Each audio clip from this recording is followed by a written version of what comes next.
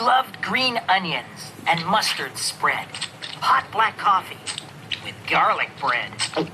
The problem was that when he spoke, his breath would smell, which made you choke. Change your diet, his friends would howl. Then your breath won't smell so foul. I can't help it, he would say. I like my food the spicy way. So their advice he did ignore, and off he went to buy some more. On the way, he met some birds. He opened his mouth to say some words.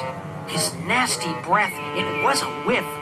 They all exclaimed, "Ooh, what a niff!" Then, later on, he met a cat. He stopped a while, just for a chat. "How do you do?" he tried to say. But the cat fell back, knocked out all day. Poor old dog. He felt quite sad. He didn't think his breath that bad. That night, he cooked dinner with old mushy peas and rotten tomatoes in 10-week-old cheese. But even at home, people said it was smelly. And they weren't even there. They were inside the telly. His breath, it had lost him. Every friend he held dear. He turned off the TV and sniffed back a tear. Then he got a big sheet and packed up his stuff. He'd leave town at once for the woods and live rough. That way his friends could breathe cleaner air. They'd be happier friends if he wasn't there. As he passed by the bank, he heard a shot and a crash. Then a robber ran out with a bag full of cash. Alarm bells were ringing. The cashiers were scared. Nobody stopped him. Nobody dared. Our dog did his duty. He lifted his paw. He shouted, "Stop, thief, in the name of the law."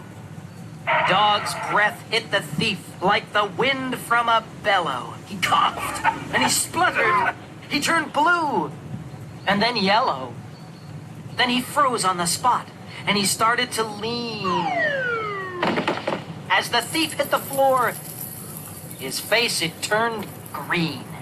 The robber had fainted, overcome by the pong. A hero was born. Dog had righted a wrong.